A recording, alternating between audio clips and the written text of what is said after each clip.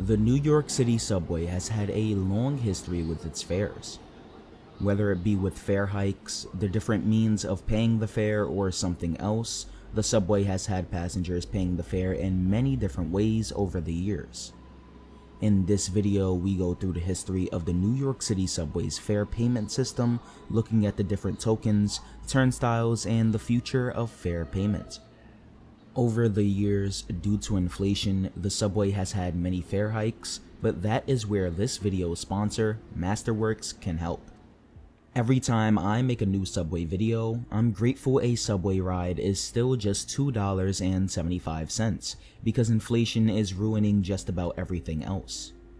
Not only is it basically taking money out of your bank account, but it's currently eating away at most methods of passively growing your money, like investing in the stock market. That's why I'm excited to tell you about Masterworks.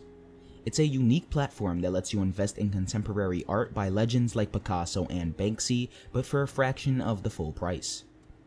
According to Citibank, this art has a very low correlation to other investments like stocks, so when they dip, your art investments may not.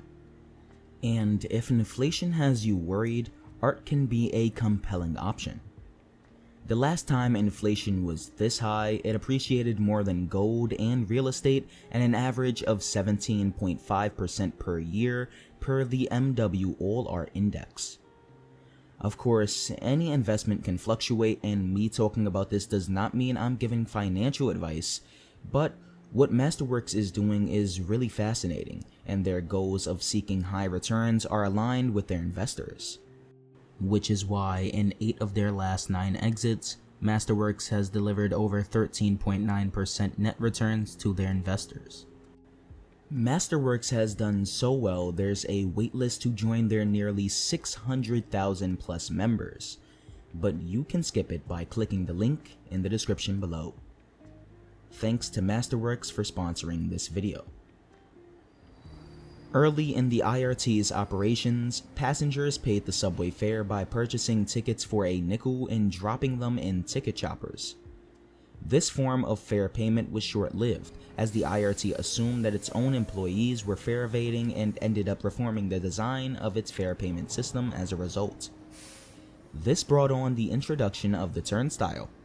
Until this, tickets were used for fare payment, but once the turnstile was introduced, passengers had the ability to pay the fare with nickels. The original turnstiles had a 4-arm design, which ended up sticking around until the early 1950s, when the design was changed once again. After nearly 50 years of subway service, with the fare staying the same, it was increased to 10 cents in 1948. Around the same time, the iconic 3-arm turnstile was introduced. These turnstiles had coin slots and accepted dimes.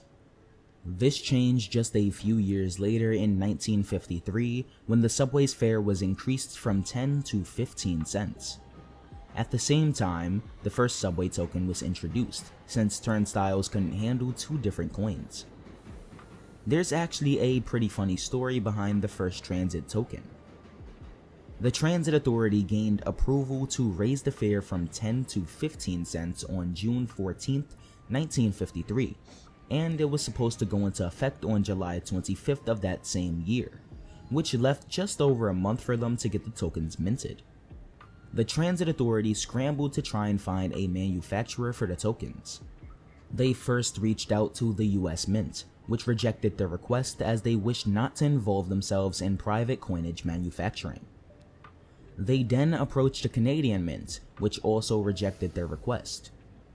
Desperate to secure a manufacturer for the minting of the tokens, Transit let out a bid. The 3 manufacturers which were successful in their bids were Osborne Carnage, Scoril Manufacturing, and Meyer and Wendt. For its first token, the Transit Authority wanted an interesting design. They wanted a small brass token with the lettering NYC on it. The Y in NYC was to be a cutout. Due to the complexity of the design, all 3 firms informed the Transit Authority that the requested design would not be ready for widespread release by July 25th. Because of this, token manufacturers suggested a simpler design to get the distribution of the tokens rolling.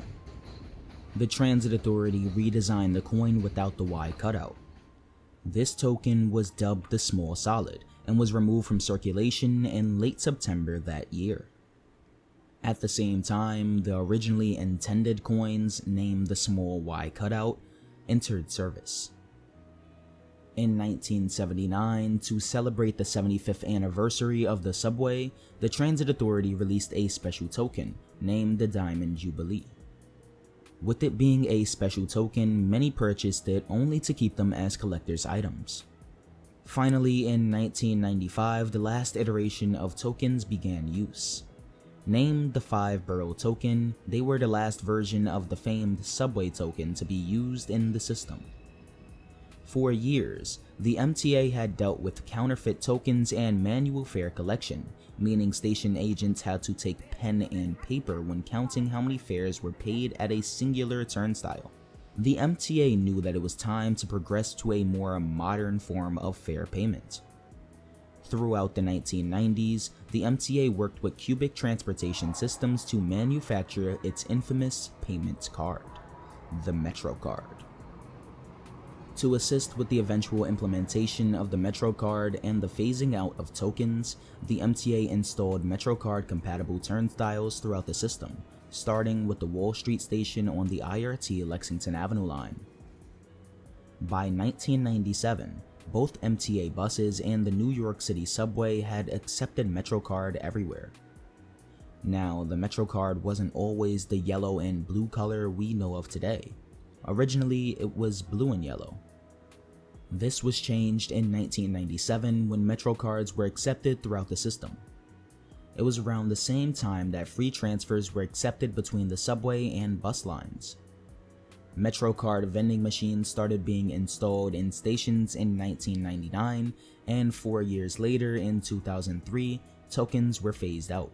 Over the years, Metrocards started being accepted on other transportation systems, like the PATH system between Manhattan and New Jersey, NiceBus, and Beeline.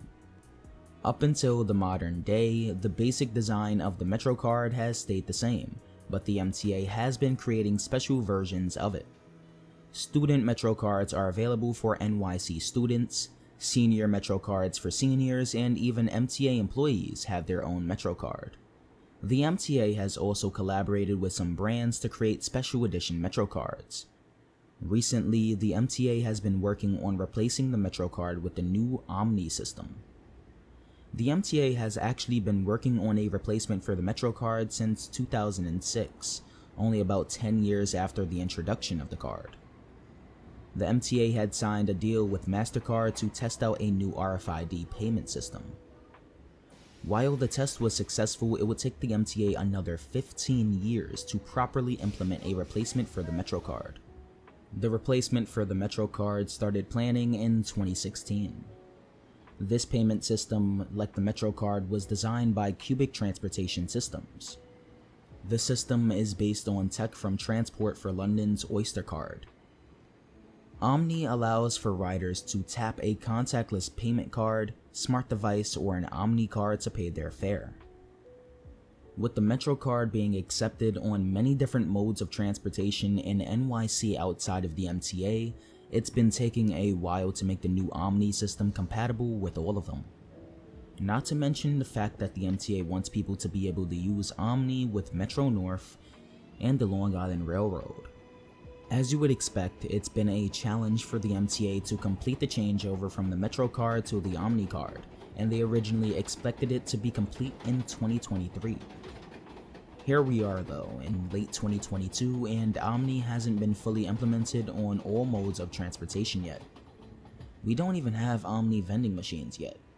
OMNY is a good system though, despite it being limited in its current form. I find myself using it more than Metrocards. Since 1997 though, we've had the same turnstiles. Even with the introduction of OMNY, only a small change was made to the turnstile design, and that was the addition of the OMNY reader. With how much the MTA complains about how much fare evasion costs them revenue, and how old our turnstile design is, I think it's time for a new design. I wouldn't mind seeing something like the Paris Metro turnstile design. Something tall and difficult to get past. Let's just hope the MTA improves with integrating Omni in its transit system in the near future, and we move to a more modern form of fare payment. Let's also hope that we don't have another fare hike soon, as I kinda like the $2.75 fare. If you enjoyed this video and you would like to get more from Mystic Transit, like, subscribe, and consider supporting me via channel memberships or super thanks. Special thanks to Stuart Guberman and Daniel Green for supporting me at the 2 Broadway tier, and the Bronx Express Gaming for supporting me at the train operator tier.